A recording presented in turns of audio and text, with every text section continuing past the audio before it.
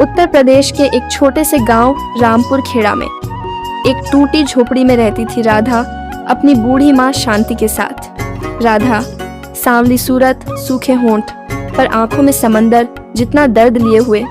घर में 2 रोटियां तो थीं, पर किस्मत कभी मेहरबान नहीं हुई थी। ना पिता थे ना भाई, बस एक माँ जो अपनी बेटी के लिए जिंदा थी।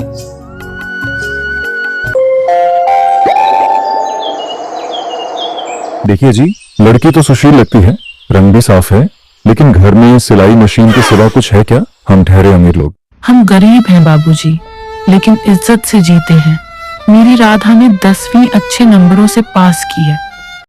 अरे बहन जी, हमको बहू चाहिए, मास्टरनी नहीं। और ये घर, इसमें तो गाय भी रहना न माने।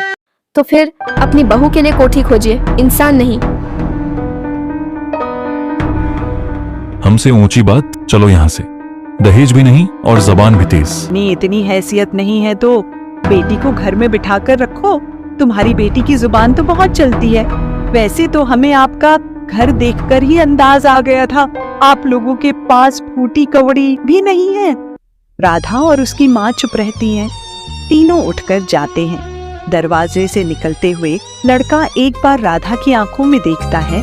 उसे कुछ महसूस होता है, लेकिन कुछ कह नहीं पाता। माँ, रिश्ता देखने नहीं आते, हमारे हालात देखने आते हैं। मत बोल ऐसे, देख लोग क्या सोचेंगे। एक बार अच्छा घर मिल जाए तो तेरी जिंदगी संवर जाएगी। गरीब की बेटी को सिर्फ चुना जाता है, चाहा नहीं जाता।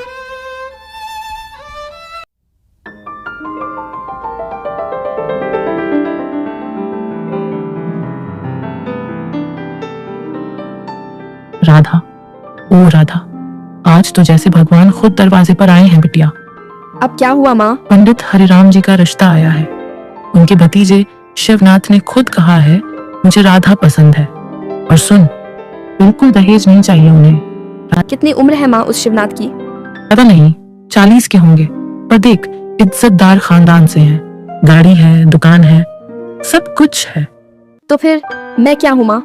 इनकी जिंदगी में सजावट का सामान। ने तुम्हें देखा है मंदिर में, सादगी में भी जो रोशनी हो वो किसी में नहीं देखी। रिश्ता रोशनी से नहीं, समझदारी से निभाया जाता है शिवनाथ जी। मैं हर दिन तुम्हें रानी बना दूंगा, तुम नहीं करना पड़ेगा। मेरी सेवा करोगी, बच्चों को संभालोगी, यही चाहिए।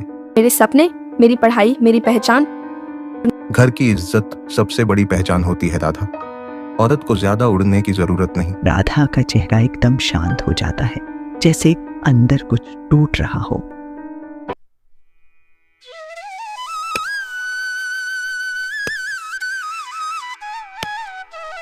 राधा, एक माँ कभी नहीं चाहती कि उसकी बेटी अकेली रहे। शिवनाथ भले उम्र में बड़ा हो, पर तुझे साथ देगा, ये भी तो बहुत है। माँ, क्या इजाजत वो होती है जहाँ मैं सांस भी इजाजत से लूं? क्या एक लड़की की कीमत उसकी जवानी होती है, उसके सपनों की नहीं? माँ चुप हो जाती है, हाथ कांपते हैं। मैं कोई सौदा नहीं माँ, जो कोई उम्र वाला मोल ले ले। उन्होंने दहेज नहीं मांगा, लेकिन मेरी उड़ान छीनना चाहते हैं। मैं ऐसी चुप जिंदगी नहीं जी सकती।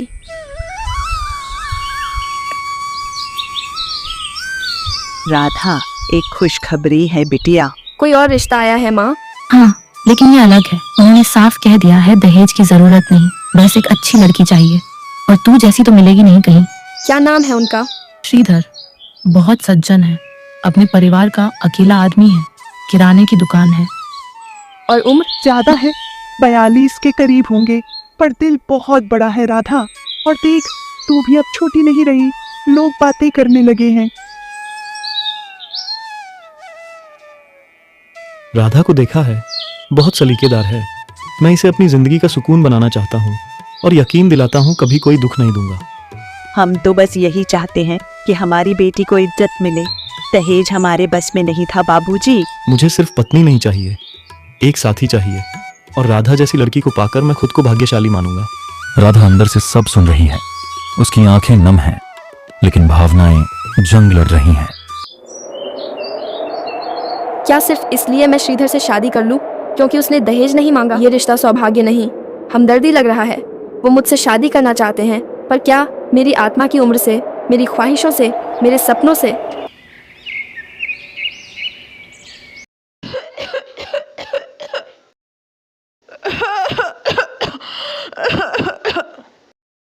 आजकल मेरी सांसें भी जवाब देने लगी हैं। बस एक चिंता खाई जा रही है, तेरे सिर पर किसी का हाथ हो। फिर चाहे मैं।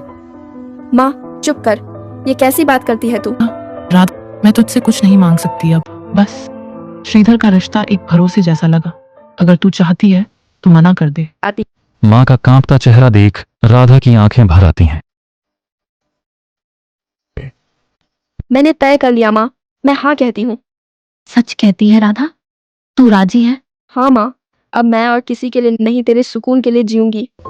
माँ राधा को गले लगाकर रो पड़ती है। राधा ने भी आखिर हाँ कर ही दी। अरे वो तो बहादुर लड़की है, लेकिन श्रीधर भी नेक आदमी है। उम्र क्या देखनी, चुप कर। सच्चाई तो ये है कि औरत की उम्र कोई नहीं पूछता, लेकिन मर्द की कमजोरी कभी दिखती नहीं।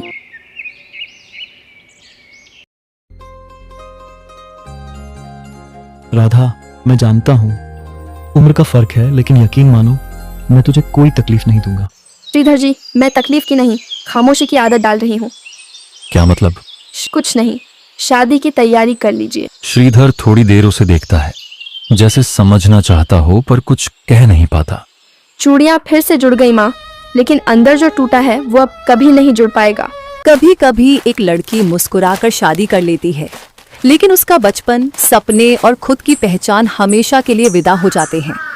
राधा अब किसी की पत्नी बनेगी, लेकिन क्या वो खुद की बेटी बन पाएगी? श्रीधर और राधा की शादी होती है। पहली रात। कमरे में हल्की रोशनी, फूलों से सजा पलंग। श्रीधर धीरे धीरे पास आता है। राधा की आंखें फर्श पर गड़ी हैं। राधा, डर मत, मैं कोई जबरदस्ती नहीं करूंगा। मैं जानता हूं हमारे बीच फासले हैं, पर मैं हर रोज वो फासले मिटाने की कोशिश करूंगा। मैं आपकी पत्नी बन गई हूँ श्रीधर जी, लेकिन मेरी आत्मा अब भी वही है जहाँ मेरे सपने अधूरे छूटे थे। क्या मुझे एक मौका भी नहीं दोगी? मौका उससे मिलता है जिसे दिल अपनाए। आपसे मैंने समझौता किया है, मोहब्बत नहीं। शादी हो गई। श्रीधर अब एक अच्छा पति बनने की हर मुमकिन कोशिश करता है, लेकिन राधा का दिल हर रोज अंदर ही अंदर मरता जा रहा है। वो हाँ तो कह चुकी है, मगर प्यार कभी मजबूरी से पैदा नहीं होता। बीतते हैं। श्रीधर हर दिन कुछ अच्छा करने की कोशिश करता है। कभी चाय बनाकर राधा को देता है, कभी उसके लिए साड़ी लाता है, कभी मंदिर ले जाता है, कभी उसकी पसंद के गीत सुनाता है। ये सब अच्छा है, पर जब दिल ही किसी को अपना नहीं कहे तो हर मिठास भी कड़वी लगती है।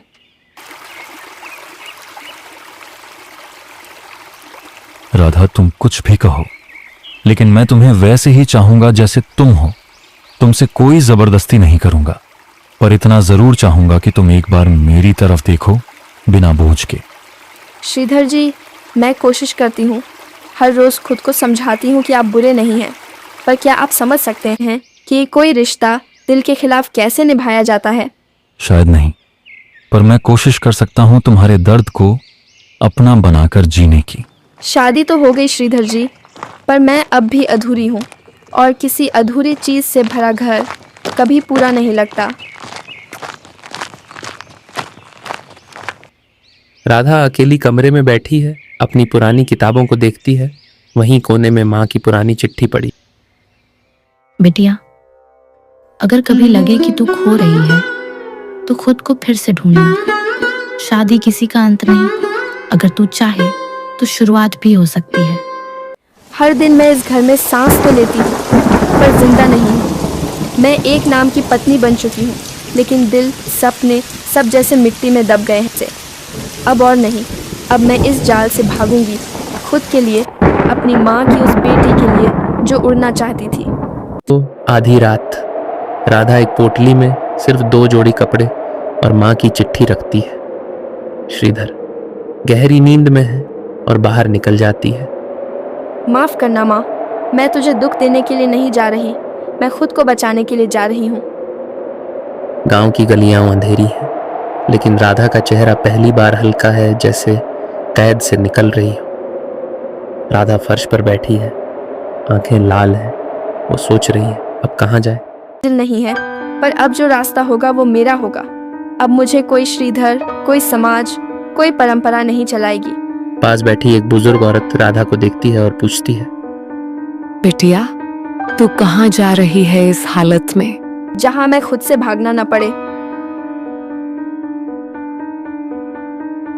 राधा खिड़की से बाहर देख रही है, माँ की चिट्ठी हाथ में, नरेशन। राधा अब घर छोड़ चुकी थी, लेकिन वो सिर्फ घर नहीं, अपनी कैद, अपने समझौते और अपने दर्द को पीछे छोड़ रही थी। अब शुरू होगा राधा का असली सफर, जिसमें मंजिल नहीं, बस एक जिद होगी खुद को फिर से पाने की।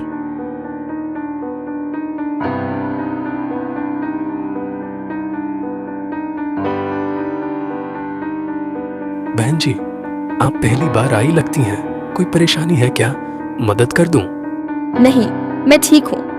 अकेली लड़की के लिए शहर ठीक नहीं। मेरे चाचा की फैक्ट्री है, अगर काम ढूंढ रही हो तो चलो, मैं ले चलता हूं।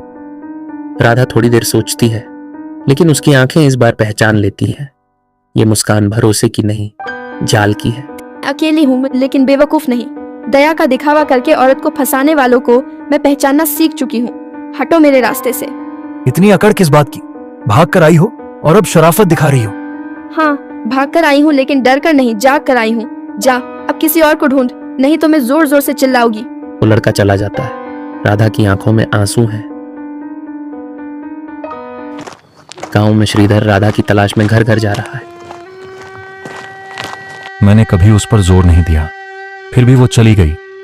शायद उसे मेरी मोहब्बत में कमी लगी, लेकिन मैं उसे ढूंढकर सिर्फ एक बात कहना चाहता हूं, वो आजाद है। पर जान ले, मैं उसकी मर्जी के खिलाफ कभी कुछ नहीं करूंगा। बड़ी घमंडी लड़की थी, प्यार से तो कभी भागती नहीं कोई, जरूर किसी और से चक्कर होगा। अब की बार लौटी तो मुंह दिखाने लायक नहीं रहेगी। चुप रहो। राधा जैसी लड़की की हिम्मत, उसकी सोच, तुम क्या जानोगे? वो मेरी बीवी थी, है और हमेशा ही रहेगी। राधा रात को एक एनजीओ में पहुंचती है, जहां बेसहारा औरतें रहती हैं। वहां की मैडम उसे देखती हैं और पूछती हैं, तुम्हारा नाम क्या है बिटिया? राधा, जो अब किसी की बीवी, बहू या बोझ नहीं बनना चाहती, बस अपनी पहचान ढूंढना चाहती है। तो फिर सही जगह आई हो राधा। यहाँ हर औरत अपनी टूटी कहानी से एक नया अध्याय लिखती है। अब तुम्हारी बारी है। आजादी सिर्फ बाहर के दरवाजे खोलने से नहीं मिलती। आजादी तब मिलती है जब हम अपने मन के डर को पीछे छोड़ दें। दरवाजे पर एक युवक खड़ा है, साधारण कपड़े, आंखों में गहराई, वहीं की एक एनजीओ वर्कर के साथ आया है। राधा, ये है आरव, हमारे एनजीओ के लिए साइकोलॉजी सेशन लेने आए हैं। गांव की लड़कियों को आत्मविश्वास सिखाते हैं। आपकी क्लास बहुत प्यारी लगी। आप सिर्फ बच्चों को नहीं, खुद को भी पढ़ा रही हैं लगता है। शायद मैं अब भी खुद को समझने की कोशिश कर रही हूँ। कुछ हफ्ते बीतते हैं। आरव और राधा मिलते हैं, बातें करते हैं। दोनों मिलकर लड़कियों की वर्कशॉप चलाते हैं। आरव कभी राधा के अतीत के बारे में नहीं पूछता। राधा को पहली बार किसी के साथ खामोशी भी बोझ नहीं लगती।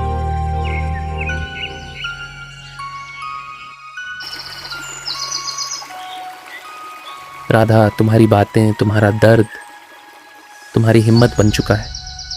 तुम वो नहीं रही जो भागी थी, अब तुम वो हो जिसने खुद को पा लिया है।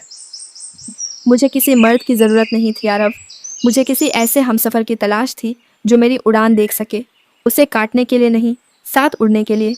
तो क्या मैं उस उड़ान में तुम्हारे साथ चल सकता हूँ, बिना जंजीर? राधा आंखें भीगती हैं। तुम वो पहले इंसान हो जिसने मुझे चाहा जैसी मैं हूँ, ना बेचारी समझा, ना बोझ, सिर्फ इंसान समझा।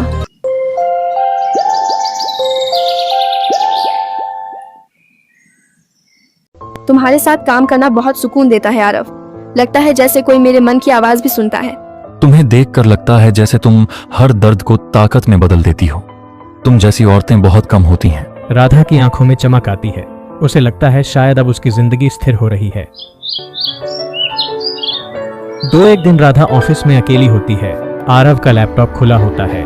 वो गलती से मेल खोल देती है। फिर अचानक उसकी आंखें फटी की फटी रह जाती हैं। आरव, इस बार भी तुमने कमाल कर दिया। 3 महीने में ही उस एनजीओ की ब्रांडिंग, फंडिंग और लड़की को भी पटाया। अब अगला प्रोजेक्ट कब शुरू कर रहे हो? राधा का शरीर कांपने लगता है। वो अगला मेल पढ़ती है। राधा एक इमोशनल मूर्ख है। औरतों की आजादी के नाम पर जो सिंपैथी मिलती है ना, वो भी एक धंधा है। तो ये भी बस एक खेल था। मैंने जिस पर सबसे ज्यादा भरोसा किया उसने भी मुझे एक मुद्दा बना दिया।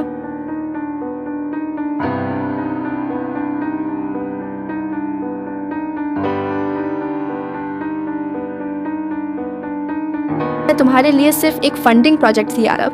क्या मेरे आंसू, मेरी बातें, मेरी आत्मा का दर्द सब एक प्रेजेंटेशन का हिस्सा थे? राधा, तुमने ही तो कहा था इंसान को उसकी सोच से पहचानो, और मेरी सोच है काम निकलवाओ फिर अलविदा कहो। सुन मेरी सोच आरव, अब सुन मेरी सोच आरव। एक औरत जब टूटी होती है तो हर धोखे को चुपचाप सहती है, लेकिन जब वो जागती है तो दुनिया की सबसे खतरनाक शक्ति बन जाती है। अब तूने जिस राधा को रुलाया है वही अब तुझे और तेरे जैसे हर झूठे नकाबदार मसीहा को बेनकाब करेगी।